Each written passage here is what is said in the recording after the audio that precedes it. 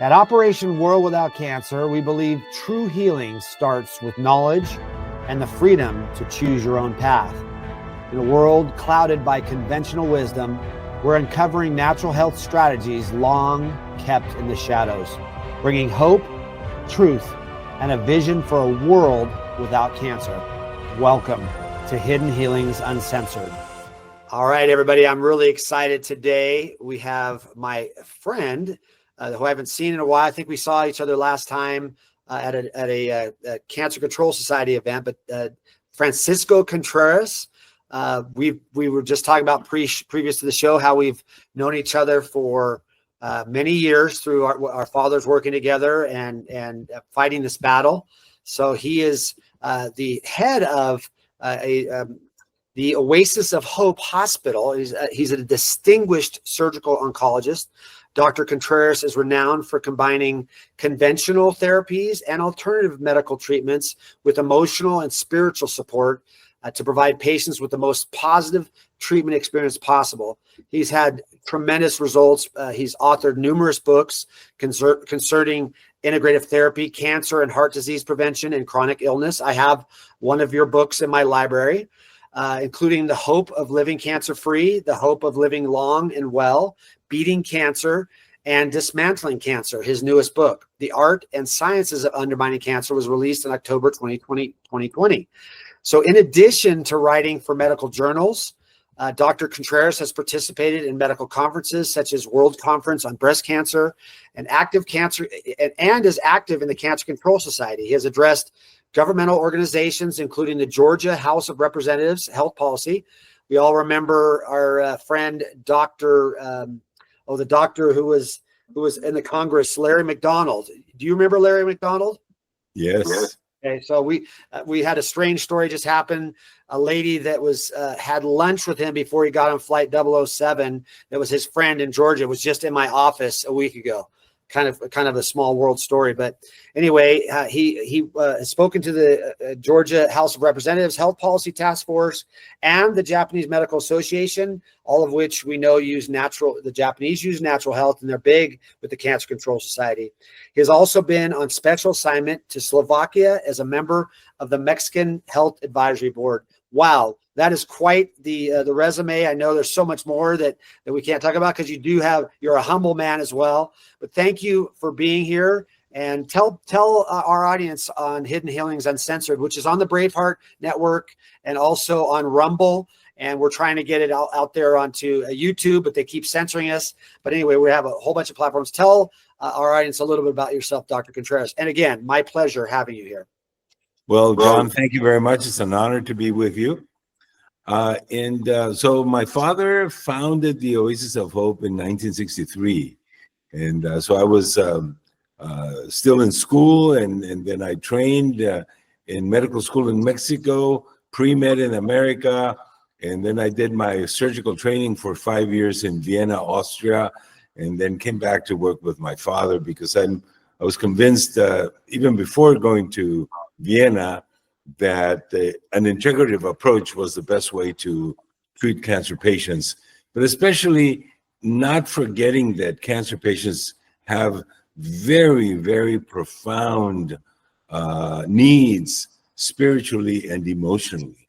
And when you provide the medical care together with emotional and spiritual resources, you have much better results.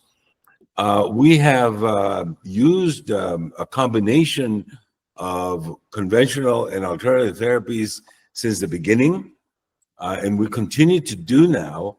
But for the last 15 years, we have now introduced a very potent immune therapy to our protocol with many alternatives such as vitamin B17, vitamin C, hyperthermia, ozone therapy, and many nutrients that will help cancer patients fight their tumors and improve their immune system. But our dendritic cell-based immunotherapy has proven to be very effective and made a major improvement in our overall results. And so we have continued to work with this live cell therapy here at the hospital.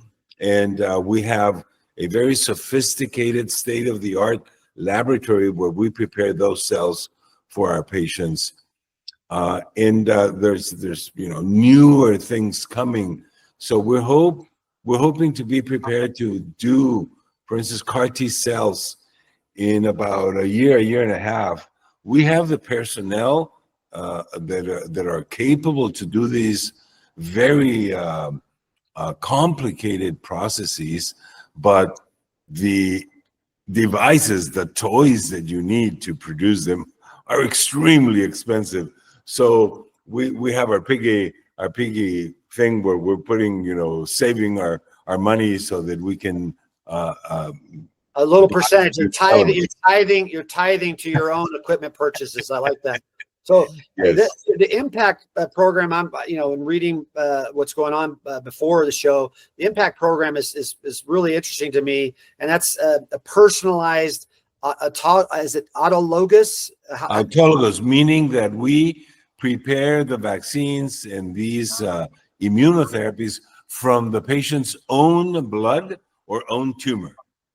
Wow. So I know you're familiar with urine therapy, but that's much of the reason why they say that urine therapy works, because your body's kind of preparing those things for you. So, but you're using it from people's blood. You're taking a blood sample and then you're creating that. So describe that to the audience and explain what exactly that is.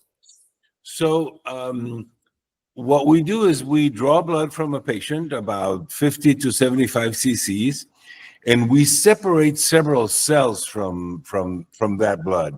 So we separate monocytes, we separate tumor circulating cells, and we separate a number of white cells that are very specific to fight cancer, like natural killer cells. Once we have those, we will convert the monocytes into dendritic cells. Now, dendritic cells are very important in the immune system, although they don't destroy anything, they don't kill anything, but they orchestrate attacks by presenting antigens. In fact, the technical name for the dendritic cells are antigen presenting cells. And what that means is that they detect the foe, let's say a bacteria or a virus, and then obtain the antigen from that foe and determine from that which part of the immune system is best suited to attack that enemy. And, wow. and that's the activity of dendritic cells. Now, cancer cells, because they arise from normal tissue, at the beginning, the immune system does not see them as foe, so it never asks anybody to attack them. So, not to get sidetracked you, but the theory of the trophoblastic theory of cancer, I don't want to get way off right now while you're talking about dendritics, but do you subscribe to that theory, the trophoblastic theory? Okay. So yes, because the cells are originally healing cells, but then they go off on their own. Exactly. They mutate and they convert into malignant cells, but from normal cells. Right, exactly. And then as the tumors organize, they recruit tumor regulating or immune regulating cells, meaning that they shield themselves from the immune system and they virtually make the immune system blind. So by obtaining antigens from the tumor circulating cells, we activate the dendritic cells with these antigens, and now they're able to see them. So we virtually remove the blindfold from the immune system, and now the immune system says, oh my God, there's a cancer there, and I have an army ready to attack tumors. And they present the antigen to the natural killer cells, and they attack them. Now, from the cells, we also obtain natural killer cells and other lymphocytes that activated can attack tumor cells. So we activate these lymphokine activated or lymphokine cells with natural killer cells, and these will need no presentation. So we have two ways of attacking the tumor. That's the most typical impact protocol that we do. But there are other protocols that we can do for tumors that are more difficult to treat, more aggressive, or for patients that come with just a lot of tumor activity and they need a more potent impact against their tumor. So this is an individualized therapy that's not a one size fits all. But what percentage of people are coming to your clinic that are coming for the first time or finding about your clinic and not having gone through chemo, radiation, and surgery? Is that it's a very low number, maybe 10, 15% at the most. So most of our patients are coming here really as a last resource. Yeah, so once they hit the wall, then they start looking really for alternatives, and that's when they find us. But the patients that come here, virgin to treatment, those are the ones that respond the best.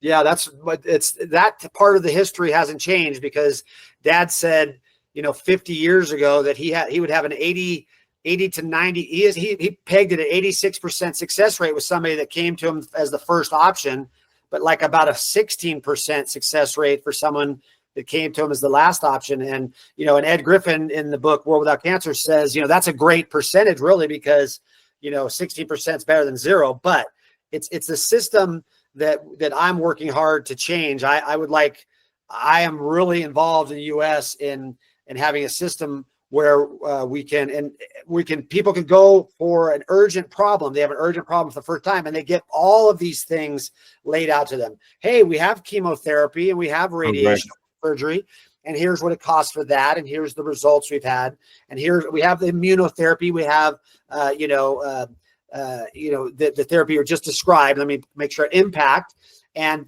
here's the thing, and here's the side effects if there are any. So if you were to be presenting the impact therapy to somebody that is looking at all these things, talk to me a little bit about the success rates or the side effects or the lack thereof of impact therapy. Before I do that, you mentioned that you're very involved in this, and hopefully with this administration and Bobby Kennedy, maybe hopefully the spectrum of the possibilities for people that the government approves is going to broaden, and that's going to be very, very positive, especially for cancer patients. It is, and it's happening as we speak. I'm part of the Global Wellness Forum, which is the replacement for the WHO.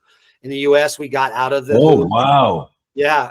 Well, great. And I'm on the Global Wellness Forum as the part of the integrative cancer, the natural cancer solutions, because you mentioned the Cancer Control Society. I have the 60 years of history in my warehouse. I invite you up to come look. I know I have your books in there, and I know I have speeches that you or your father gave at the events. I have videotapes of my dad.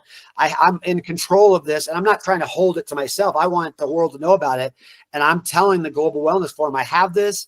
I want to get it out there. There's been a lot of natural treatments that have been covered up. Bobby Kennedy had me on his podcast, Dr. Contreras. Oh, wow. Yes, I was scheduled to be on it. And he knows who I am. He knows about this story, and I'm part of the Global Wellness Forum, which is not a bragging thing in any way, shape, or form. It's just that I happen to be the guy that was the son of Dr. Richardson, who was friends with the original Dr. Contreras, who was up on my wall in newspaper articles saying, I believe, wasn't your father involved with Steve McQueen's treatments? Yes. Yes, I have the articles where he said Steve McQueen was cancer-free.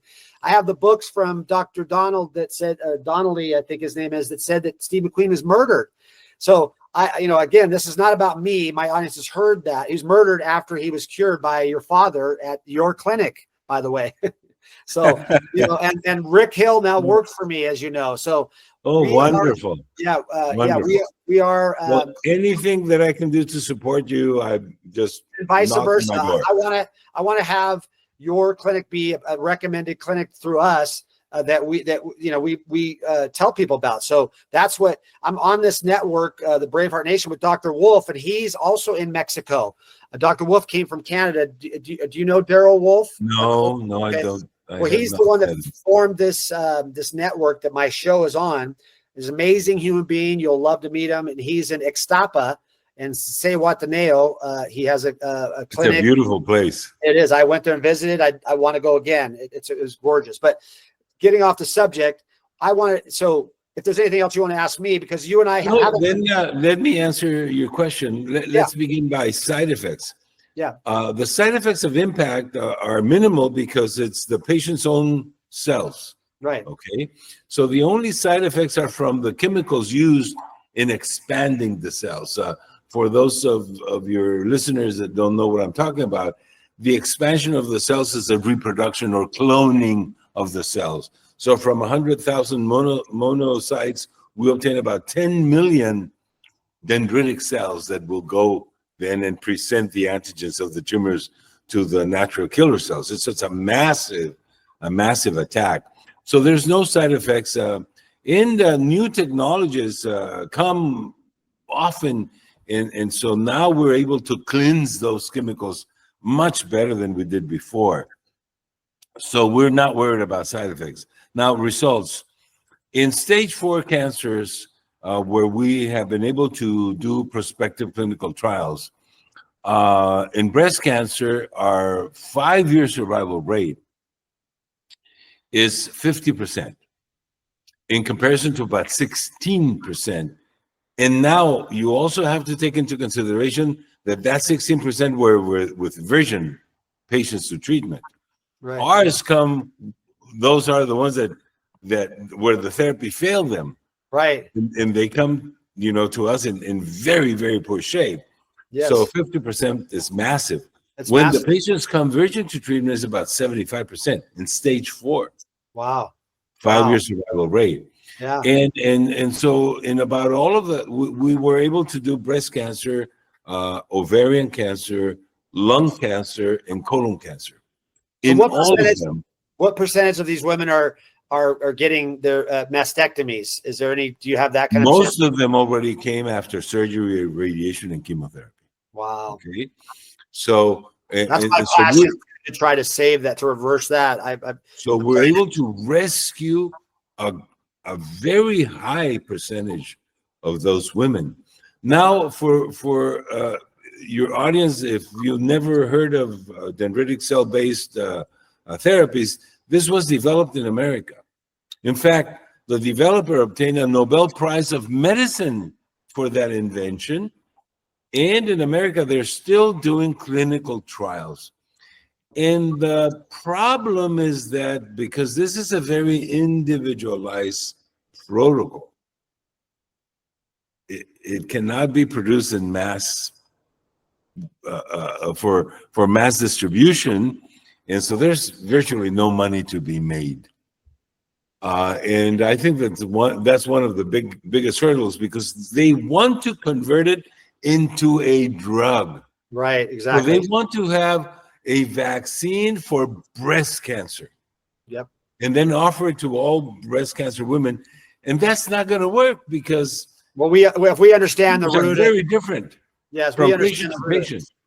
You and so that's never going to work. I think they finally approved it for pancreatic cancer, but again, it's not the same as it was designed.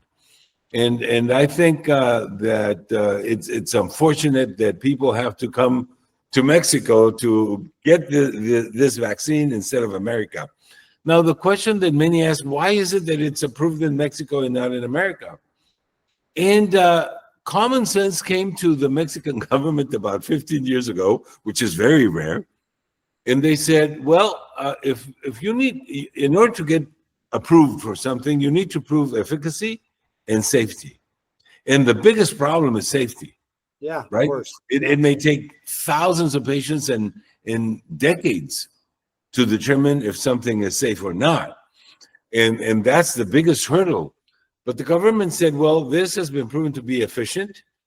And why should we do safety studies if it's from the blood of the patient and it's just going to be given to that patient and to anybody else? And so they opened up the possibility of doing dendritic cell-based vaccine vaccines or therapies, immunotherapies here in Mexico now for over 12 years.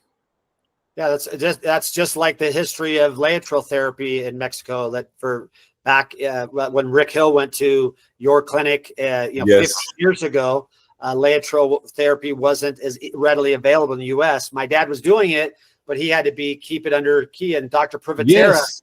yeah, he had to keep it hidden, and then they went after Dad's license. So he only spent about 6 or 7 years treating 6,000 patients with Laetrile in the early 70s, and then he lost his license and had to move to. We had to commute to Nevada. So doctors in America, Dr. Binzel was the same thing. So at least as far as freedom of choice in medicine, you've got so much more experience in Mexico because somebody in the Mexican government's decided, hey, we want people to be healthier. And so in general, the general Mexican population, my dad always said, that has the proper original Spanish diet has a lower incidence of cancer in general anyway. No question about it. So, some of those things are natural, but it's a great thing about Mexico. And I have a special place for Mexico, a special heart for Mexico, because I spent a lot of time there. And, it was always considered to me a freedom country when it came to health and medicine. So it's good that you're doing it and the clinics are there. And like I said, I recommend people consider it as a first option. Some of these clinics, especially since you're still doing Laetrile therapy, which is my passion.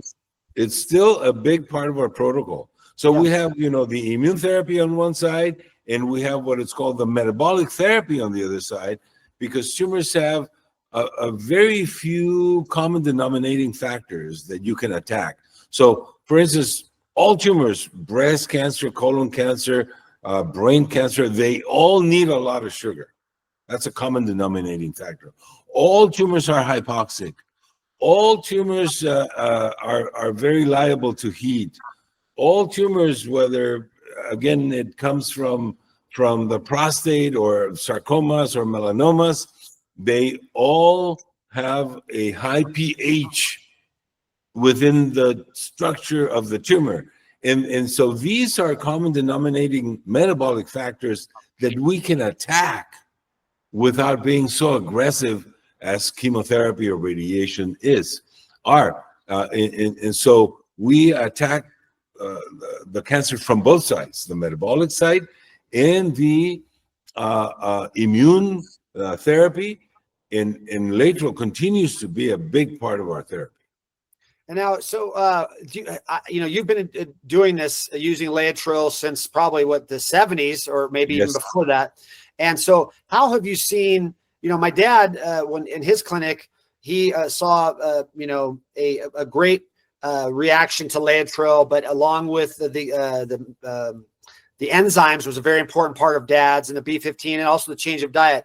But how have you seen cancer change in the last 50 years to where, now we have vaccines, like the COVID-19 vaccine. We have 5G. We have all these, poisons are spraying on us and all these different things.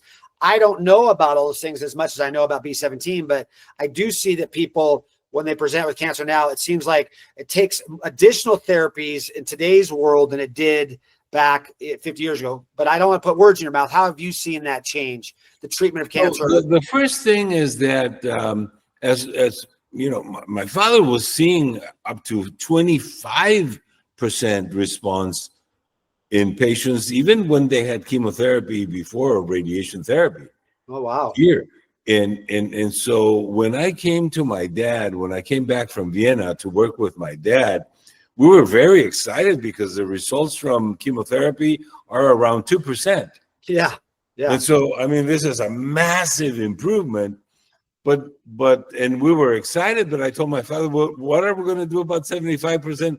That 75% that we are not being in. And so we've always tried to and continue to strive for that percentage of people. And that's why our therapy has evolved from Laetrile to Laetrile plus enzymes, to Laetrile plus diet, to Laetrile plus other elements. And so we've increased the amount of those metabolic therapies that I mentioned to you, hyperthermia, ozone, vitamin C in high dosages is very effective.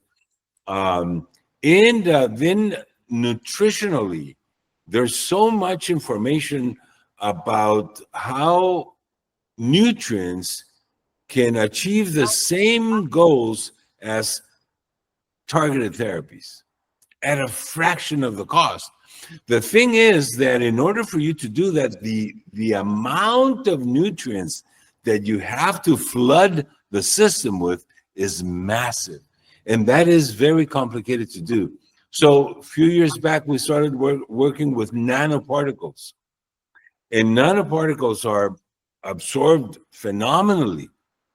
And so now with small amounts of liquids, we're able to provide our patients into the plasma very high amounts of nutrients that actually impact tumors very similarly to targeted therapies, again, at a fraction of the cost. Yeah. And so we never stop looking for new things, and the literature just comes up with very good ideas. Now, cancer has become more aggressive with time, and younger people are developing tumors that we never saw before. I can tell you that 20 years ago, we would see maybe 1 or 2 pancreatic patients a year. Now it's a month. So more aggressive tumors. And unfortunately, since the COVID, I don't know if it's COVID or the vaccine or a combination of both, Right. we are seeing younger and younger patients with very aggressive tumors. I mean, a 16-year-old with an extremely aggressive colon cancer. I've never seen that in my life. We had a 13-year-old with uterine cancer. 13. So yes, And you do a large medical history on these children, trying to find out what the causes are. Can we talk about all of these were vaccinated? So whether it's a common denominating factor. I'm sorry to say. Yeah, and that's, we can't, on this network we can say that because we're not censored by anybody. We're on the Braveheart Nation, so we're not censored. And none of my 11 children have ever been vaccinated. You have 11 children? Yes, I have 11 children. You are doing the right thing. I have 5, and I thought that I had many. Oh yeah, well that is because the truth. Let me be transparent. I had 6 of my own. My wife had 5 of her own. None of her kids were vaccinated. None of mine were vaccinated. So we thought, okay, that's a match made in heaven. And this is our second marriages. My first wife passed away, unfortunately. So our second marriage, we have 11 children together. So it's wonderful. Yeah. So I also didn't vaccinate any of my children. They were all adults, and they make the decision because I said, this doesn't make sense to me. It just doesn't make sense to me. And so I didn't vaccinate. And we were a hostage.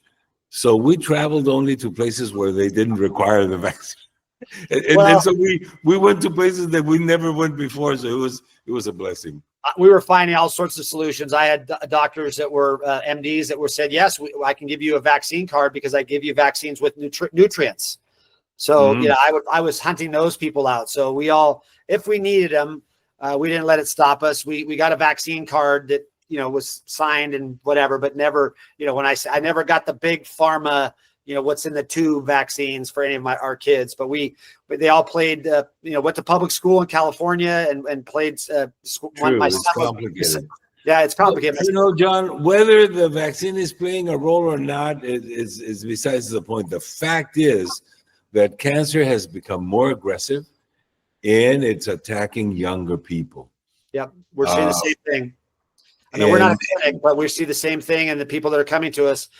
I just spoke to a 35-year-old beautiful woman who eats natural foods and does takes care of herself, and she's been diagnosed with stage 4 colon cancer, and so it gets down to you've talked about it, the emotions, trauma, spiritual beliefs, that's an important thing as well. And we're finding this in this time we live. It's like a battle between good and evil. What say you? What do you say is the role of emotions and trauma and spiritual? I think it's major. Listen, we've been accused of selling false hope, and the question is, well, if we're selling false hope, what is true hope?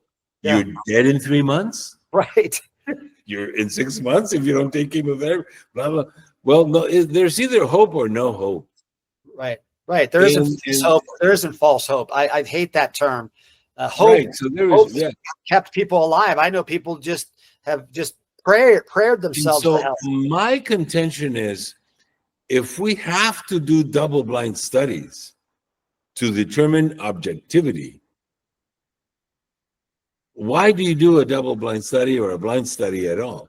Well, to take away the power of the mind in order for you to be effective. And you do the double-blind to take away the power of the mind of the doctor influencing you. So if that is so powerful, instead of looking for more drugs, well, I'm looking for the power of the mind. And unashamedly, I brainwash my patients. That's the way it should be. They should be thinking. The Greeks were doing it already 300 years before Christ. In the first hospital ever built 300 years before Christ, it was a temple of Asclepius, of the god of medicine. The patients would arrive to the temple and more or less be evaluated spiritually. Then they went to the treatment center and be evaluated physically. And then every day they have to walk through a tunnel. The tunnel is still there in the ruins, okay? And the tunnel was completely dark to the patients. They had to walk back and forth. And unbeknownst to the patients, there were people on the top of the tunnel, and there were holes there, and they were telling them, you're going to be fine. You're going to be healed. And the patients thought that it was the gods. And they had wonderful results. And they were just being brainwashed. Why don't we do it now? So, it's the same effort to tell the patient, hey, you're dead, or, hey, listen, while there's life, there's hope. Yes, yeah. Why not go for it? It makes no sense not to. We're human beings. Hope is empowering. Prayer is empowering.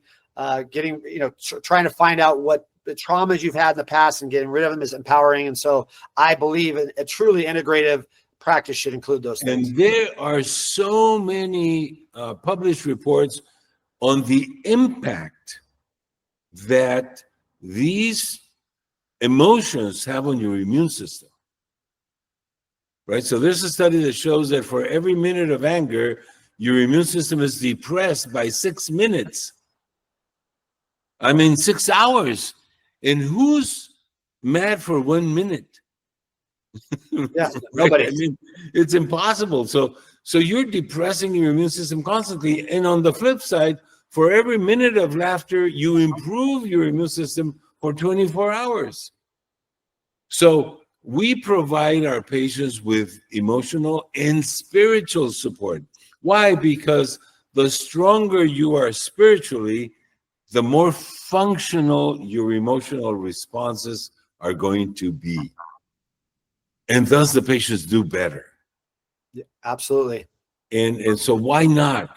And that's the reason why we're called the Oasis of Hope. Is a patient of my dad that came in the late 60s from Italy. He was given 6 months to live, gave him lateral, virtually just lateral, and died, went back home. 5 years later, he comes back with a present, completely tumor-free, to my dad, and says, Doctor, I'm giving you this present because this is an Oasis of Hope. And so he gave us the name, and that's why we're called the Oasis of Hope. The gift is probably unconsequential, but the gift of that name, it is a fabulous, wonderful name. It pops in my mind all the time. I can't wait to come visit again. I know I've been there several times as a kid. I know I've been there as an adult, but I want to come back and visit. I know. Please do. Yes, I will. And we were scheduled. I believe we were scheduled to have dinner with at some event, and I I had my personal problems, but I want to get to, because we don't have a whole lot of time left, but I want to get to what it's like for a patient, recognizing your integrative approach and what they do. What is it like for a patient from being diagnosed to being treated at your clinic? Walk us through that, what a patient would expect if they came to Oasis of Hope. So I think the first thing, obviously, there's always like a shock, especially when the first time outside of their country, and they're coming to Mexico, and they feel that they're coming from a first world country to a third world country, and it's like it doesn't make sense, right? Yeah. And then they're more or less waiting for the quacks to take care of them, and so it's always a shock. And then when they see this place and they see the professionality, but especially the warmth of the Mexican people, which and it's a difference. Our first objective is to convert our patients from victims to victors. Oh, that's wonderful. And so that sets, the tone for the rest of their stay. So they're evaluated, as I said, like the Greeks do. They're evaluated physically very thoroughly. We have a pastor full-time here where we evaluate our patients spiritually. We have a psychologist full-time that evaluates them emotionally. And then we do this combination of metabolic and immunotherapy to our patients. And usually the stays between 2 and 3 weeks for the first time. And the evaluation is very effective. Is there any inpatient stay at that? All of our patients are inpatient. Oh, okay. Well, I would maybe 10%, especially the patients that come for the second time. And if we don't have any more room, they will stay in hotels nearby. Okay. But just about everybody is inpatient, stays with us. Do you control their diet? Do you help them control their diet? Completely. Okay. And we not only that, we teach them, there's cooking lessons and also nutritional lessons, so they understand why is it that they have to make these changes to attack the tumor. And then they learn how to cook these foods. Now, we spend a lot of time and money and effort in developing with nutritionists, with chefs, with doctors, a doable diet. Because, for instance, everything was started by the Gerson with this idea, and I think they worked correctly in everything. But after about 3 months of doing the Gerson, most people say, if this is what I have to do, I'd rather die. It's just so impossible. Right. And so we came to the conclusion many years ago that the best diet is the one that you can do. And so we're more lenient with the diet because we do not depend 100% of the diet to resolve the issue. Right. But because emotionally diet is so important, if you're so stressed, then you're counteracting. So our diet is very lenient. And so patients usually see that we have a very happy, positive, hopeful environment. And that changes everything for them. That's perfect, and it's amazing. And so have you done any kind of, in the last several years, have you done any retrospectives, look at your patients, doing any kind of statistics and your percentages and things like that? So I mentioned to you the prospective studies. Retrospectives are frowned upon, but they do help us tremendously because we don't have the money to do prospective clinical trials. They're very expensive. They're very complicated. And we're a small enterprise. Yeah. But retrospectively, about every 5 years, we review our charts. And I can tell you that all tumors, all stages, more or less is around 37% 5-year survival rate, which is, that's strong to write home about. Yeah, a lot of people say, oh my God, 4 out of 10. Well, again, with chemotherapy, it's 2 out of 10, right, and usually destroy the quality of life. Yeah, well, it's actually 2 out of 100 with chemotherapy. It's two. Their percentage rates are so low they don't even like to talk about them. Many times I ask people that say they've been diagnosed. I say, well, before you do these therapies, get the doctor's retrospectives or even their future what they say percentage wise. But they always say, well, it depends on a lot of factors. It depends on a lot of factors and things that you have to do. Well, their own published studies say they have a 6% survival rate of 5 years. And what is a survival rate for someone like me that was recently diagnosed with colon cancer that I didn't have, by the way? I was diagnosed in a U.S. hospital. That's what just happened to me 40 days ago. And I can say it quite simply. I did not have colon cancer, but that's what they diagnosed me with. And they wanted to remove half my colon. Now, this is John Richardson, the son of Dr. Richardson. I've been taking B17 my whole life. I am 100% back to normal now. I had a blockage in my colon that probably came from bentonite clay and celiac husk that I was doing to myself. And I'm putting that story out there to say to people a cautionary tale. They wanted to remove half of my colon. If I wasn't John Richardson, they probably would have done it. I would have had to connect a large piece of my colon to a small piece. And that would have been that's their only response, Dr. Contreras. The only thing that they would offer me in the U.S. hospital was surgery, chemotherapy, radiation. There was no integrative therapy. It was, you got to have surgery in 2 days or you'll be dead in 10. And that's 40 days and 40 nights ago. I'm completely healthy. People heard about the scare. John has cancer. That's what they said. That's what they say sometimes. And I'm sure you've seen some people come to you that were misdiagnosed. They were told they have cancer. Maybe they had, ulcerative colitis, or, maybe they had, some kind of, other infection or other thing going on that they're so readily predisposed to diagnosing patients with cancer because the surgeries are so profitable. So like you said, you can't afford to do all these studies in the natural world because we don't charge the $200,000 for an injection of Laetrile. Nobody does that. It's a food product. So what the good news is that we have a direct connect now with the NIH with $47 billion with a B dollars in research money for our side of the equation, Dr. Contreras. And that's wonderful. And I'm going to hook you guys up with, over this next period of time, I'm going to hook you guys up with the ways to get that approved so we can do the studies and fund the studies to find out about the dendritic treatments, or ozone treatment, or of course B17. B17 has always been demonized by them, but we've had so much. I have to get you a copy of Dr. Well, there's so many new studies about the actions of B17 that we didn't know at the beginning. Right. It has an apoptotic effect. It has an anti-inflammatory effect.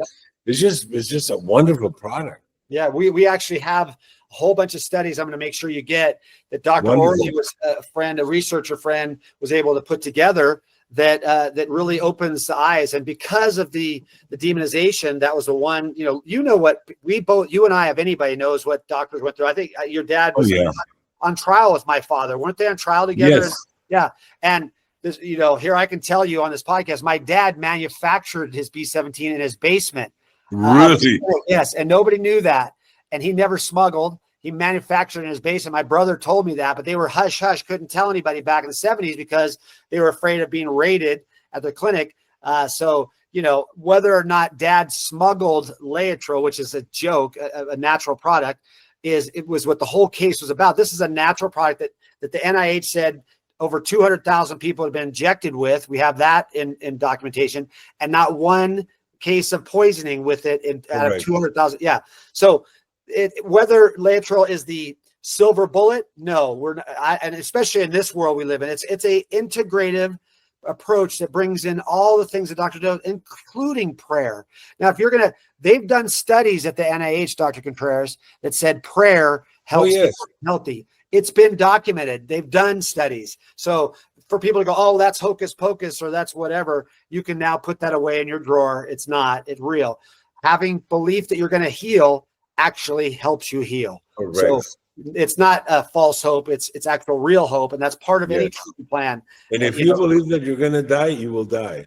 Absolutely, no question about it. We've seen you've seen that in what you're doing. I've seen it. I've seen people die within 7 days that should have survived ages just because they've just thought, oh, it's doomsday. This is it for me, and they're gone in 7 days. The cancer just riddles their whole body because it's like they've given up and their immune system just stops working. So anyway, I'm so thankful that you got on here. I can't wait to catch up more. We have a couple minutes left, so I want people to know where to find out more about your clinic, Oasis of Hope, how to get connected with you and your staff down there at Oasis of Hope.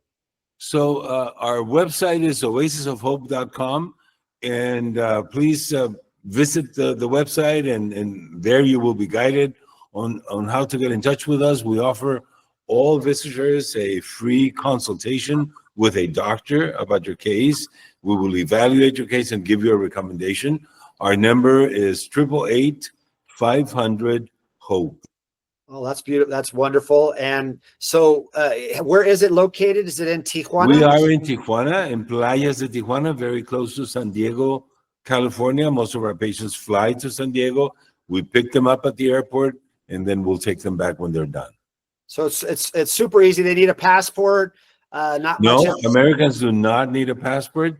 We will take them through customs because when they stay more than 15 days, they need a permit. It's never enforced, but we want to do things correctly. We don't want any Americans to be deported. and so we do things by the book, and the patients are here. It's Mexico has a bad rap, but all the war is between the bad people. It's here. We've never had an incident. Patients, we're very close to the beach and very close to Walmart, and they walk to the beach or Walmart or whatever. Sometimes they sneak out to get some tacos. Off their suggested diet. We all know my dad said everything in moderation. You follow it as best you can, but you still have to live your life.